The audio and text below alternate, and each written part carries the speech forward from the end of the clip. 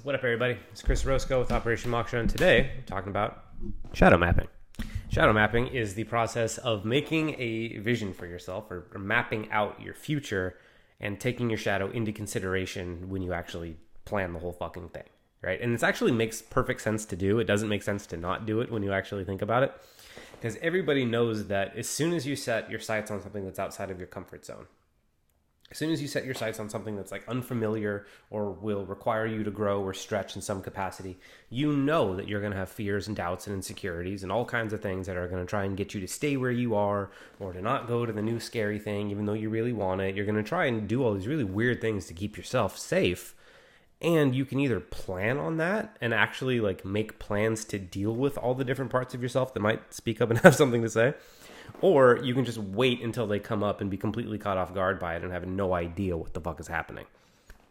I don't know about you, but I prefer to take a look at the terrain that I'm mapping out and look at all the pitfalls I could fall into and plan for those so that I don't fall into them. And I do this like every fucking night. I'm constantly like refining my vision and like growing it to where it stretches me just a little bit, and then looking at all the different parts of my personality that might fuck it up, because different parts of my personality are going to want to fuck it up. And I'm looking at that and I'm making plans for that. I'm constantly rebalancing myself. And so this is what shadow mapping is. Quite literally, you make a vision for yourself. And this is like the first thing that I teach in my shadow integration class, other than what the shadow is. It's like you create a vision for your life. And the vision for your life has to be inspiring enough to make you want to face your fears in the first place. Otherwise, you just won't do it. And a really good way to create a vision that is worth facing your fears for is try and consider what it would be like if you didn't follow through on some of these dreams and visions that you have. If you are honest with yourself, you should be able to come up against something where not doing it is scarier than facing the fears that would be required for you to do it. And if you find that, you're in the sweet spot. That's a whole other video for a whole other time. If you want help with that, you can join the Shadow Masters group that starts in February 3rd. And I can actually walk you through the whole process. I can coach you through it. But basically what you're looking for is creating a vision for your life that's inspiring enough to make it so that you feel compelled to face your fears, because not living the thing is much worse than having to face the fear to go live the thing. So that's the first step. But then just by doing that, you know that inherently you have invited fear and doubt and insecurity and self-sabotage, if you will, into the picture. Just by the act of creating a vision that will have you stretch, you've invited those things into your life. And it's important to know that this is a cause and effect relationship, which is why they call it the shadow. When you create a vision or something that has you reaching towards the light, everything that reaches towards the light casts a shadow. And the larger the thing that reaches towards the light is, the bigger the shadow it casts. So this is like kind of exactly what the fuck we're talking about. The bigger your vision is, the bigger your goal is, the bigger all this stuff is, the more you have to stretch in order to become it, it's going to cast a larger shadow. And the degree to which you are aware of the shadow that it's casting and taking responsibility for it is the degree to which you can actually succeed in the thing. Like there's this quote from The Art of War, which you can kind of liken life to war, right? It's not exactly like you're not going to go around fucking killing people, but as far as from a strategic standpoint. And it's something to the effect of, if you know yourself and you know the enemy, then victory is assured. So I have cat hair in my nose. Then victory is assured over 1,000 battles. But if you know yourself and not your enemy, then it's basically going to be 1-to-1. You'll win, and then you'll lose, and then you'll win, and you'll lose, and it'll basically stay even.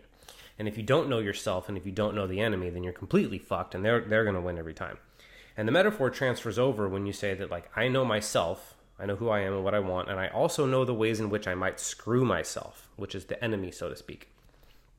And if I know the ways in which I might screw myself, and I know the ways that I can excel, then I'm pretty much good. I'm pretty much guaranteed success. And The Art of War has basically been a manual for steering human development through strategy for a very long time. So it's worth listening to the advice in this. And plus, it just makes logical sense when you think about it. Like, don't walk into a minefield if you can map out what the mines are. And if the mines are in your fucking mind, then you should be able to map them out pretty easily. So first you create the vision, and then the next thing you do is you take stock of all the fears and the doubts and insecurities and all the things that are naturally going to come up, because they are going to come up. And then you just listen to them. It's like, okay, as I say I want this thing, some part of me says, well, who the fuck are you to have that? Okay, noted. And then as I say, I'd like this thing, or I'd like to be this thing, it's like, oh, you can't accomplish that. Only that's for other people. That's not for you. It's like, oh, well, that's good to know. Let me write that down. And then you keep going, and then you write down everything that speaks up to tell you that you can't have what you want, or you shouldn't have what you want, or it's scary to have what you want, or what have you. You write it all down. And then now you know where you want to go, and you're aware of all the traps that might stop you from getting there. And then the next phase is just take a look at all the traps and figure out what the fuck they're actually trying to accomplish. Like, if it's this idea of like, who are you, then you might have like a value of humility or something like that. And you might not want to lose yourself in becoming something. And it's like, great, that's good to know. If I value humility, how can I go for these things that I want to succeed in without losing my humility and without losing my humanity? Fucking great. Because a lot of times people will shy away from success or like money or notoriety or being seen or visible, as a lot of people call it, because they don't want to lose themselves. They don't want to become selfish. They don't want to become these like egocentric dickheads that you see all over TV.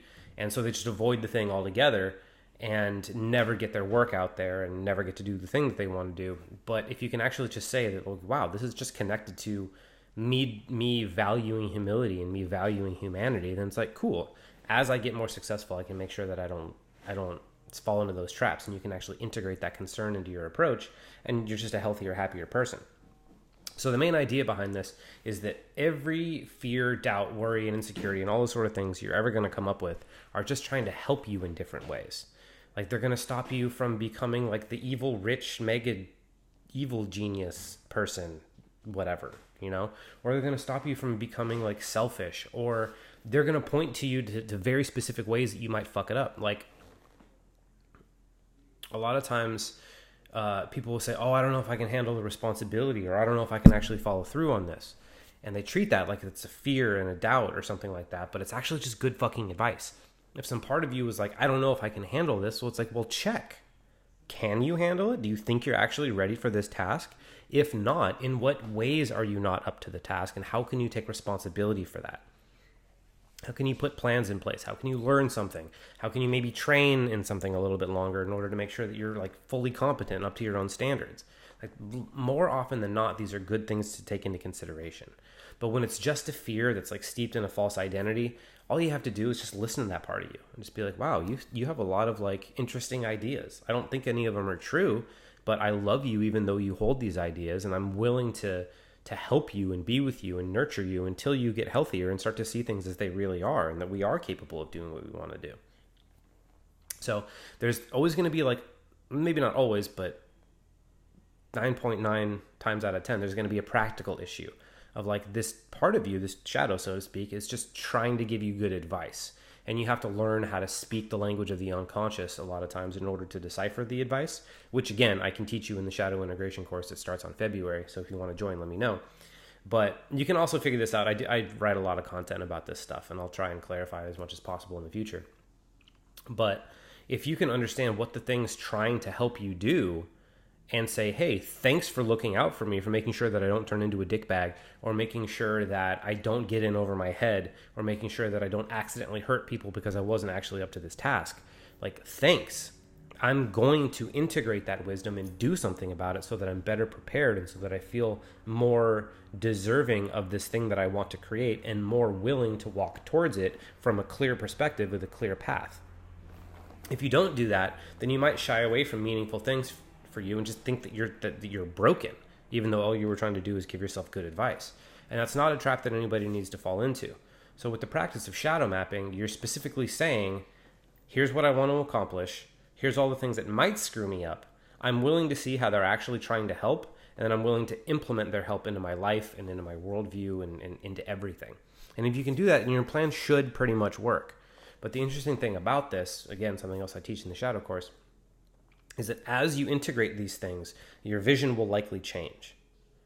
Because as you change, your vision of who you want to become will change. And your vision of the future that you want to create will change. These things are supposed to be flexible, because you're going to grow as a person. You're going to refine your your vision and all these sorts of things. And so keep it flexible.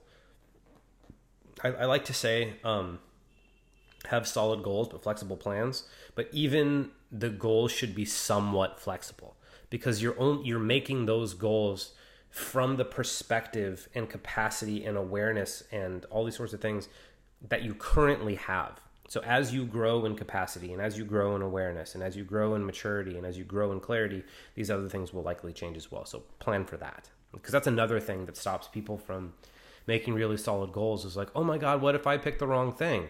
And it's like, I said this in a class I was teaching for my friend Raquel the other day.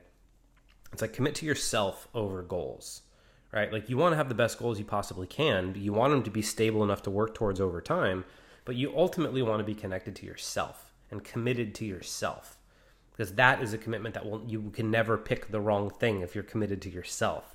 Even if you have to change course 30 years down the road, it's because you want to and because you're done with that thing. And so it'll be the right thing for you, and you can trust that. So this is all I'm going to say about this. If you want to learn how to do, like, if you already know how to map out your emotions and process them and integrate them, this should just be a helpful tip. But if you don't know how to do that stuff, those are separate videos for a separate time that I can likely make. And if you just want to learn the easy way, I'm teaching all of this in 7 weeks, and I can walk you through the whole fucking thing. But I can walk you through creating a vision. I can walk you through mapping out all the shadows. I can walk you through how to process them and create really solid strategies. And I can walk you through how to integrate them. Like, I can just help you do all that. So let me know if you want to join the course. Send me a message wherever you got this from, whether it was Facebook or Instagram or maybe just here on YouTube. And let me know. I'll be happy to have you in there. We'll set up a call with you, I'll give you an application so you can see what the course is all about, and we'll just talk, and I'll help you figure all this stuff out, because there's no reason that your shadow should get in the way of accomplishing what's important to you. So thanks for watching and listening. I love you. I'll see you next time.